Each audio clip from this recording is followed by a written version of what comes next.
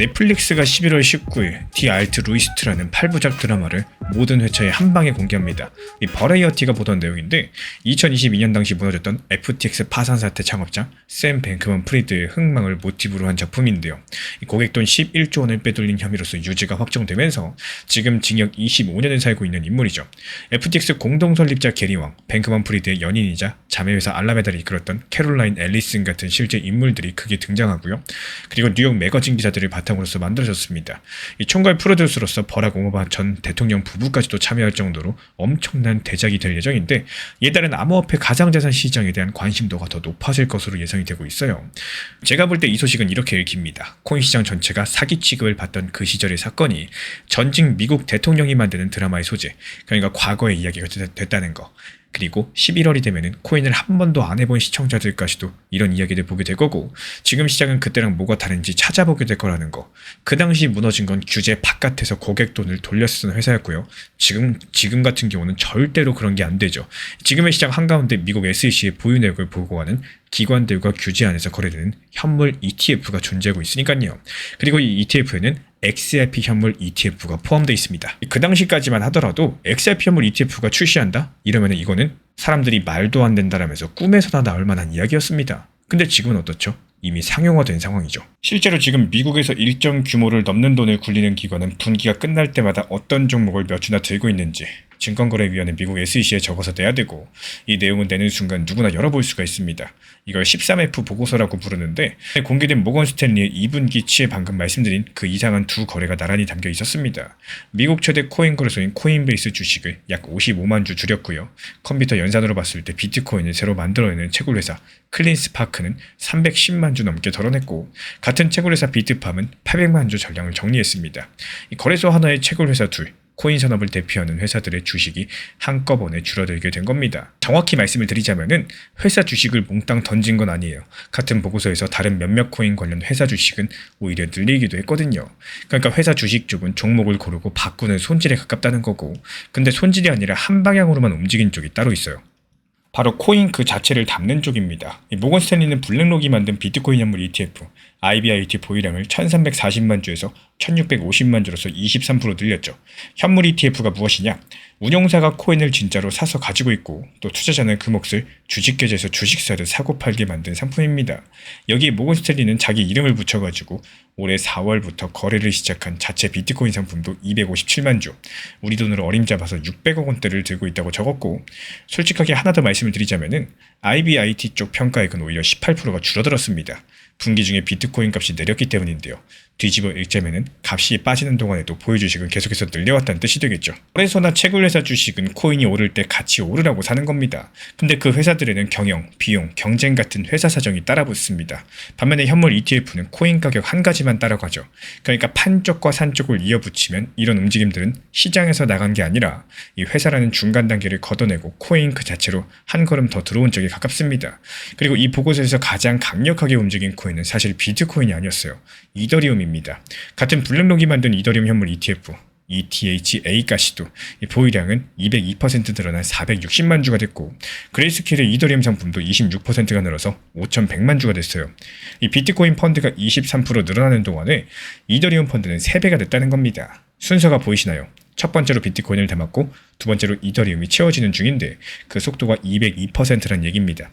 심지어 이번 보고서에서는 비트코인과 이더리움 밖의 코인 상품들 이름도 처음으로써 아주 작은 규모지만 찍히기 시작을 했는데요. 그렇다면 왜 하필 지금 이런 움직임이 나왔을까요? 이 배경 설명은 골드만삭스가 대신해줬습니다. 골드만삭스 수석 이코노미스트 얀 하치우스는 주말 사이 고객들에게 보낸 문서에서 미국의 소매 판매, 고용 지표가 약해지고 물가 오름세까지도 싣고 있다라면서 연준이 9월달에 금리를 올릴 가능성은 매우 낮다고 봤습니다. 올해 남은 기간 물가는 나빠지기보다도 더 좋아질 가능성이 높고, 또 시장이 금리 인상 걱정을 여전히 과하게 하고 있다는 진단까지도 붙였는데요. 블룸버그가 전한 내용입니다. 이게 왜 큰 이야기냐? 올해 6월달 회의에서는 물가 때문에 금리를 올려야 된다는 연준 위원이 9명이나 나왔다는 보도가 있었을 만큼 인상 걱정이 진짜였기 때문인데요. 이 금리 걱정이 거치면 시장에 돈이 돌고, 또 그 돈은 비트코인 같은 위험자산에 우호적으로 작용한다는 게 골드만 쪽 풀이고요. 이런 상황에서 제가 가장 눈이 갔던 내용은 이 1650만 주 같은 큰 숫자가 아니었습니다. 아까 지나가듯 말씀드린 모건 스탠리가 자기 이름을 붙여서 만든 비트코인 상품인데요. 남이 만든 ETF를 사는 회사는 투자자입니다. 근데 자기 상품을 만들어서 파는 회사는 판매자입니다.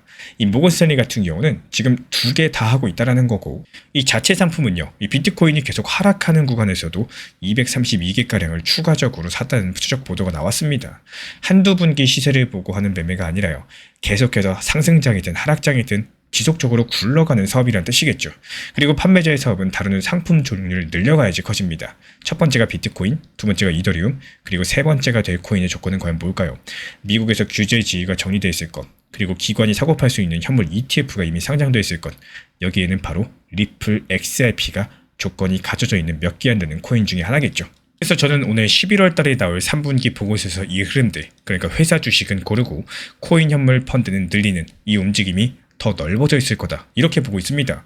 왜냐면 계속해서 굴러가는 상품이니까요. 그 근거는 총 3가지인데요.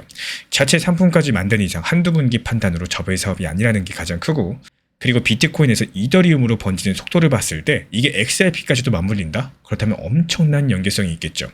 골드만이 말한 금리 환경이 그 방향까지도 거들고 있기 때문에 이 3분기 보고서가 제출되는 시기, 이때 공교롭게도 영상 서두에 말씀드린 넷플릭스 드라마까지도 공개되는 11월 달 즈음입니다. 확인할 거리가 같은 달에 전부 다 몰려있는 셈이겠죠. 그래서 다가오는 11월 달 정말로 기대가 될 수밖에 없겠는데요. 결국에 지금 모건 스탠리는 2분기에 코인회사 주식 비중은 줄이고 비트코인과 이더리움은 현물 펀드는 크게 늘리면서 코인 그 자체에 한 걸음 더 들어왔습니다.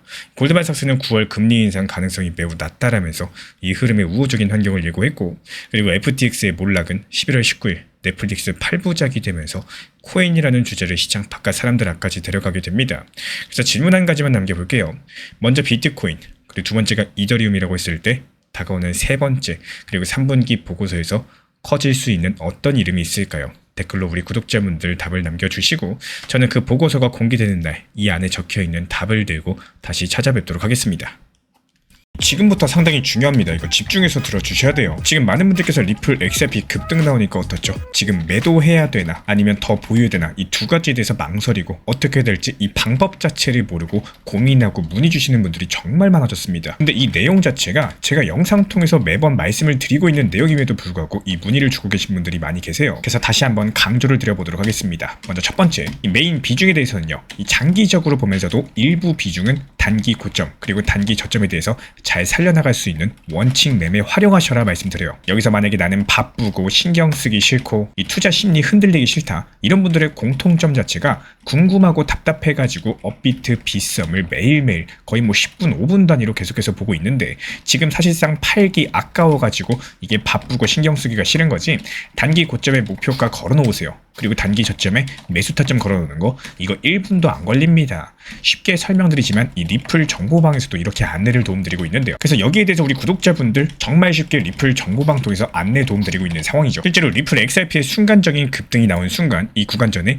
2,300원이라는 단기 고점에 대한 목표가를 미리미리 말씀을 드렸습니다. 기본적인 리플 XRP 차트, 기술력 발표, 여러가지 호재들, 그리고 심리적인 고점 부근 구간에 이렇게 매도를 미리 걸어놓은 이유는요, 상승이라는 파도가 찾아오면 그 다음은 주춤할 거고, 또 내려오는 이 하락 구간이라는 게 반드시 존재하고 있기 때문입니다. 그리고 이런 것들은 예상할 수가 있기 때문이에요. 8월 22일 어땠습니까? 2,300원 단기 고점에서 목표가 정확하게 실현하면서 보시는 것처럼 분할 매도에 성공을 했습니다. 그리고 여기서 추가적인 상승 구간이 나올 때마다 어땠죠? 다시 한번 또 매수 진입을 하게 되는 건데요. 2,300원 라인에서 팔고 나와가지고 다시 리플 XRP가 하락했었죠. 그때 2,100원에 미리미리 매수하셔라, 이 지정가 매수를 통해서 걸어놨습니다. 그러면은 업비트 차트 볼 필요 있어요, 없어요? 없죠. 어렵게 생각하시면은 끝도 없이 어려워지는 시장이고, 그냥 내가 단순하게 생각하시면은 정말로 신경 안 써도 되고 투자 심리 흔들릴 필요가 없는, 그냥 계속 수익 볼 수 있는 정말 좋은 시장입니다. 몰빵으로 리플 들어가고 내가 들어가 있는 시간이 아깝고 매수했던 매수 가격이 높다,